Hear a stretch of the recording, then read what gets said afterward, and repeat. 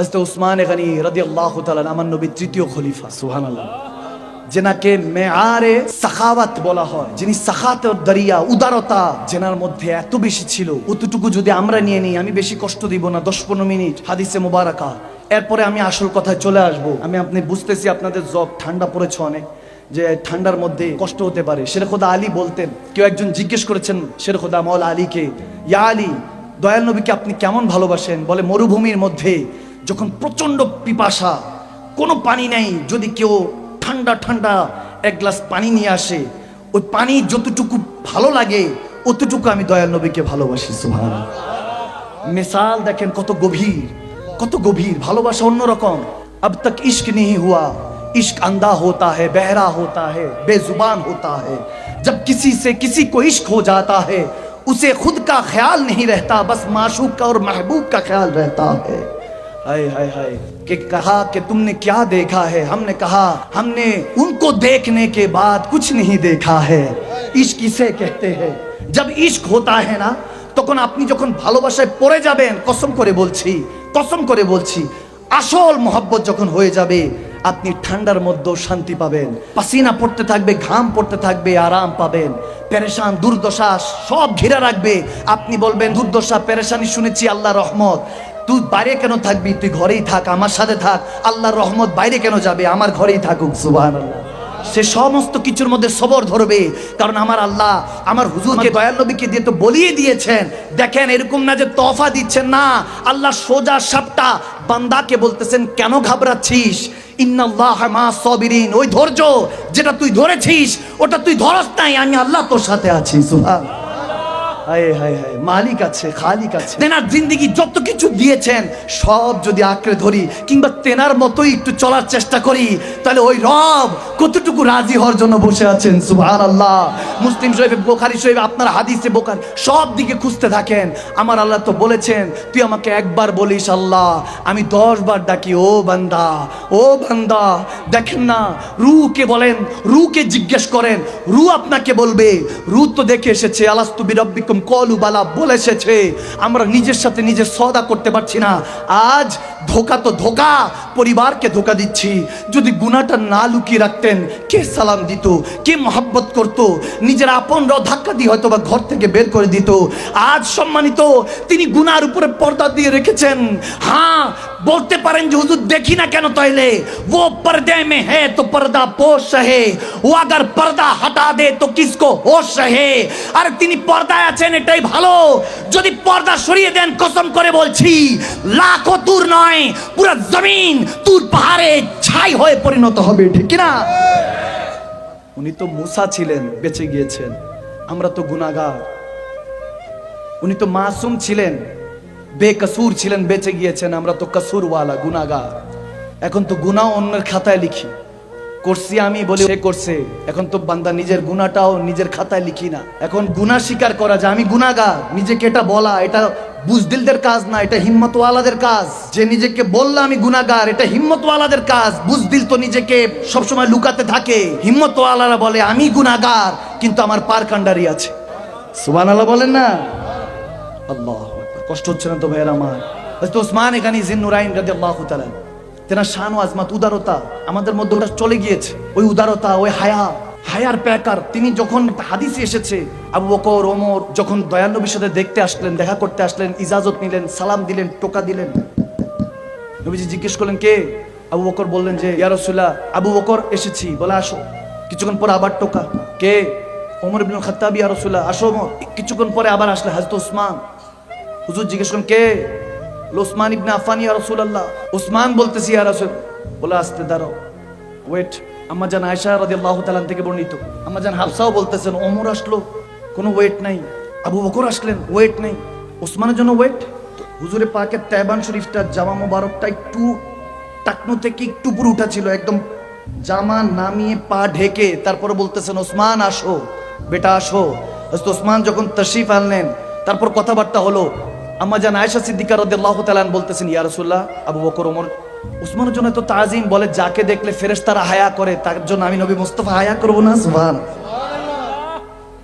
এত আদবওয়ালা প্রিন্স ছিলেন, শাহজাদা ছিলেন। ওনার বাবাও বিজনেসম্যান, কোটি কোটি টাকার মালিক। এই জন্য ওনাকে ওসমানে গানি বলা হয়, ধনী বলা হয়। আমি সবসময় দোয়া করি, আল্লাহ যে এলাকায় যাই কিছু ওসমানে গানি বানিয়ে দাও, যাতে আমার নবীর জন্য আল্লাহর জন্য খরচ করতে পারি। ওসমানে গানি ধনী, অনেকের কথা শুনি কিন্তু ওনার কথাটা একটু কম শুনি, আদবওয়ালা তো একটু লুকিয়ে থাকেন। এক ব্যক্তি শাম দেশ থেকে আসলো, আবু বকর সিদ্দিক, তখন তিনি আমিরুল মুমিনিন, প্রথম খলিফা। এসেছেন কারজওয়ালা, খুব কর্জের মধ্যে ডুবে আছেন, এসেছেন, ইয়া আমিরুল মুমিনিন, আমি শুনেছি আপনি আমির, এমনো আমির অমনো আমির, এমনো আমিরুল মুমিনিন অমনো আপনি আমির, অনেক ধনী, একটু যদি ব্যবস্থা করতেন, খুব টাকা পয়সার ক্রাইসিস। আমরা মাঝে মাঝে এরকম হয়, তো এখন তো এটাও বন্ধ হয়ে গেছে।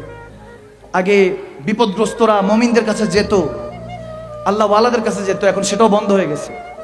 যখন এরকম হলো, সিদ্দিক আকবর বলছে আচ্ছা ঠিক আছে দিচ্ছি, তবে আমার সাথে ঘরে চলো।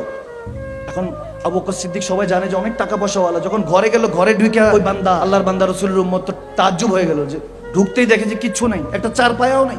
ওই আমিরুল মুমিনিন, আপনার ঘরে একটা খাটও নাই, একটা চারপায়াও নাই, বাইরে দিয়ে এত সুন্দর আলিশান, ভিতরের দিকে সব খালি।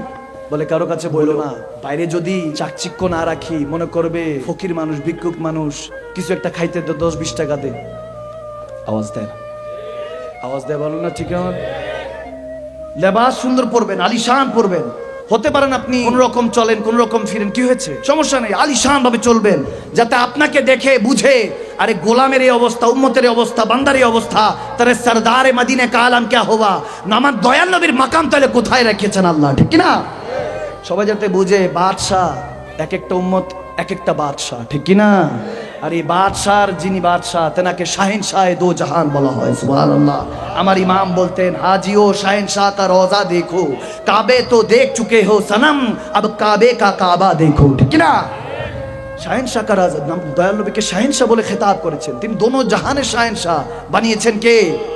আওয়াজ দেয় না কে? সিদ্দিক আকবর বলতেছে আমার 3 দিন 4 দিন ধরে খাবার নাই, অথচ পুরো মুমিনদের, মুসলমানদের লিড করতেছেন তিনি, পুরো জাহান লিড করছেন মুমিনদেরকে। ঘরে খানা নাই, কয়দিন? আওয়াজ আসে না, কয়দিন? 3 দিন 4 দিন খাবার নেই। বলতেছে হুজুর আমি কর্জে ডুবে আছি, আমি তো তাও ভালো আছি, আমার ডেইলি খাবার তো আছে, আপনার খাবার নাই। বলে আমার সমস্যা নাই, আমার দয়াল নবীর সুন্নত, আমার দয়াল নবী একদিন খাইতেন আরেকদিন খাইতেন না, সুবহানাল্লাহ। একদিন খাইতেন, আল্লাহর কাছে বলতেন আল্লাহ একদিন আমার কাছে আমাকে রিজিক দাও, আরেকদিন একটু রোজা রাখার সুযোগ দাও, সুবহানাল্লাহ বলেন না? বলে যেদিন রিজিক দিবা তোমার শুকরিয়া আদায় করব, যেদিন রোজা রাখবো সেদিন অন্তরের প্রশান্তি পাবো, তুমিও খাও না আমিও খাই না। আরো জোরে পড়েন না সুবহানাল্লাহ। এজন্য সওমলি ওয়ানা আজিজ বিহি, এজন্য হাদিসে এসেছে আল্লাহ বলেছেন সমস্ত ইবাদতই আমার, কিন্তু রোজার প্রতিদান আমি আল্লাহ নিজে দিব। সুবহানাল্লাহ পড়বেন না? কারণ আল্লাহও খায় না, বান্দাও খায় না, এটার হাকিকত আলাদা। যেটা হোক, সিদ্দিক আকবর আবু বকর সিদ্দিক রাদিয়াল্লাহু তাআলা বলতে লাগলেন সমস্যা নেই, আসছো যেহেতু মদিনা শহরে, এখান থেকে কেউ খালি হাতে ফিরে না। মুমিনের আওয়াজ নাই, বুঝলাম না কিছু। দয়াল নবীর কথা হচ্ছে, এদিক ওদিক কেন মনোযোগ দিচ্ছেন? শয়তান তো ধোঁকা দিবে, ইস্তেগফার পরে আবার মনোযোগ লাগান। উম্মতের কাজ হলো মুসল্লির মতো দয়াল নবীর পিছনে থাকা, ঠিক কি না? মনোযোগ, কনসেন্ট্রেট, একদম এদিক সেদিক দিবেন না। এগুলো বুঝে গেলেই শয়তান আর আপনাকে ধোঁকা দিতে পারবে না, টেনশনে ফেলতে পারবে না। তখন পকেটেও ফুলুস থাকবে, আপনার নামের জুলুসও থাকবে। এখন এটাই সমস্যা, পকেটে যতক্ষণ টাকা আছে, জুলুস আছে, ফুলুস আছে, আপনার নামের মিছিলও আছে, জুলুস, টাকা শেষ, ফুলুস শেষ, আপনার নামের মিছিলও শেষ, জুলুসও শেষ। আওয়াজ দেয় না? এটা দুনিয়ার উসুল, উসুল বুঝাচ্ছি। পকেটে টাকা আছে, দেখবেন আইন আপনাকে সভাপতি চেয়ারে বসাইছে, মেহফিলে বসলে আসলে বিভিন্ন জায়গায় ইল্লা মাশাআল্লাহ কিছু ছাড়া জায়গার মতো গেলে বোঝা যায় যে ওই দাড়ি নাই, কিছু নাই। আমরা জানি অমুক ভাইয়ের চরিত্র ফুলের থেকে পবিত্র, কেমন পবিত্র সবই জানে সবাই, কিন্তু চেয়ারে, আলিশান চেয়ারে বসে আছে। কিন্তু যিনি একদম আল্লাহওয়ালা, হয়তোবা এরকম কনকনে ঠান্ডা শীতের মধ্যে তোয়াজ না করে হাইয়াল সালাহ হাইয়াল ফালাহ জবাব দেওয়ার জন্য অজু করে ঠান্ডা পানি দিয়ে আজানের আগে ফজরে পৌঁছে যায়, দেখা যায় তিনি একদম পিছে কোনায়, দেখাও যায় না।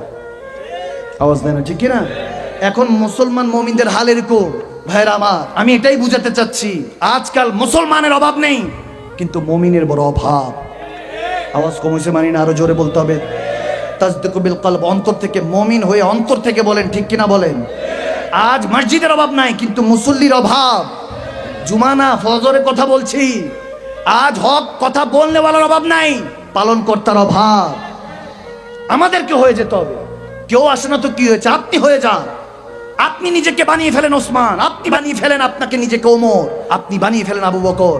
কসম করে বলছি, উঠ বান্দা क्यों डरता है फिर देख खुदा क्या करता है। একবার উঠুন তেনার নাম নিয়ে, কসম করে বলছি জামানা আপনার হবে, মানলাহুল মাওলা ফালাহুল কুল্লু, আপনি তার হয়ে যাবেন, দুনিয়া আপনার গোলাম হয়ে যাবে, ঠিক না? জামানা সাক্ষী। 1450 বছর কেটে গিয়েছে। বড় বড় সায়েন্টিস্টরা অবাক হয়ে যায়, বলে 100 বছর রেভলিউশন চলে, ইনকিলাব যেটা আসে, রেভলিউশন যখন একটা শতাব্দীর একটা পরিবর্তন আসে, এটা 100 বছর চলতে দেখেছি, নয়তো 200। বলে একমাত্র যিনি মদিনা, মক্কা মদিনাতে একজন পয়গম্বর প্রফেট সাল্লাল্লাহু তাআলা সাল্লাম, আমার হুজুরে পাকের কথা হচ্ছে সাল্লাল্লাহু তাআলা আলাইহি ওয়া আলিহি ওয়াসাল্লাম, আমার হুজুর, বলে তিনি একজন এসেছেন জেনার কথা আজ 1450 বছর 1500 বছর কেটে গিয়েছে, জেনার ইনকিলাব রেভলিউশন এখনো বান্দা পছন্দ করে। তখন তো কয়েক লাখ ছিল, এখন তো কোটি কোটি হয়ে গিয়েছে, ঠিক না? বললাম তখন দাবাইতে পারো নাই, মিটাইতে পারো নাই, এখন কেমনে পারবা? হ্যাঁ, আওয়াজ দেন, ঠিক কিনা? কারবালায় 72 ছিল, তো কি হয়েছে? তখন মিটাইতে পারো নাই, এখন তো কোটি কোটি হয়ে গিয়েছে, ঠিক না? যেদিক দিয়ে আসবা সেদিক দিয়ে হামলা করব।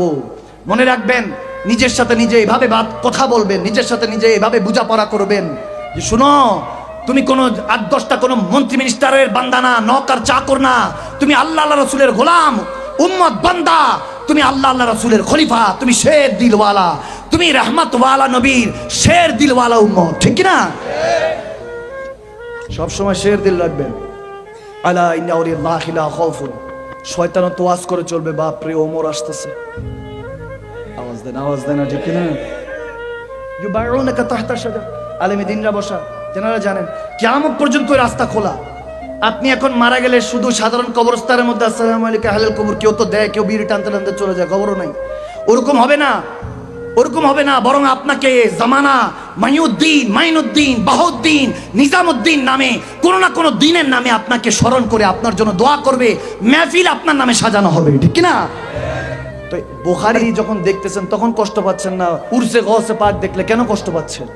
আপনি বুখারী দেখে তো সমস্যা নেই, আপনি ভিতরে তো সব হাদিস, ইমাম বুখারীর কথা তো আর ভিতরে নেই, উনি লিখেছেন দেখে বুখারী শরীফ, জিসকে নাম পে বাজতা है उसी की नाम पे सजता है।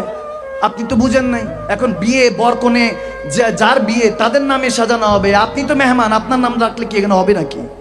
আওয়াজ দেন, ঠিক না? তো বুখারী শরীফ পড়ছেন,